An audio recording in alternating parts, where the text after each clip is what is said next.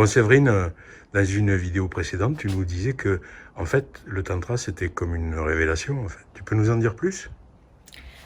Alors, le tantra, au début, je faisais du massage donc ordinaire, j'ai envie de dire, les muscles, les articulations, tout ça. Et je faisais le tantra pour moi, dans des stages, dans des groupes. J'y allais régulièrement, du coup. Et au fil du temps, mes collègues m'ont dit, mais pourquoi tu fais pas ça en clientèle? Les hommes en ont vraiment besoin. Alors, je me suis lancée. J'ai commencé sagement sur la table. Moi, j'étais habillée, je faisais respirer les personnes. Je les amenais à quelque chose, en fait. Voilà. Et puis, je suis partie à Toulouse parce que j'étais appelée. Une formation de massage naturiste m'a appelée.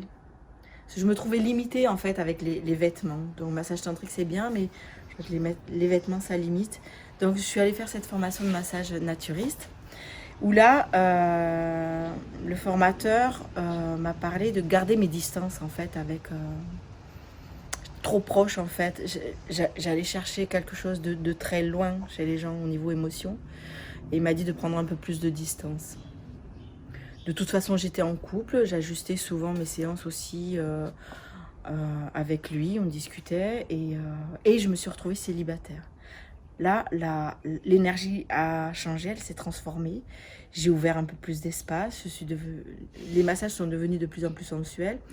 Je suis allée au sol, sur futon, body, etc. Et puis, je suis partie en voyage.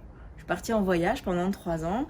Et partout où j'allais, en fait, je me disais que j'étais inconnue, que de toute façon, j'allais pas y rester. Donc, je me suis autorisée encore plus de repousser ses limites au niveau de la sensualité.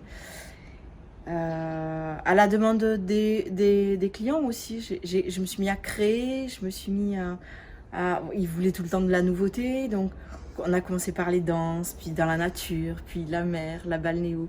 J'ai essayé vraiment des choses où je me suis retrouvée, je me suis épanouie, voilà, là je me sentais heureuse, je me sentais bien à ma place. Donc j'ai commencé à repousser encore plus ses limites. Euh, Toujours célibataire et toujours en voyage. Donc je m'autorisais en fait à faire ma créativité en fait, ce que j'avais vraiment envie d'être. Et là, j'ai créé la sensualité sacrée. Mais ça, tu vas nous en parler plus en détail dans d'autres vidéos. D'accord. Merci.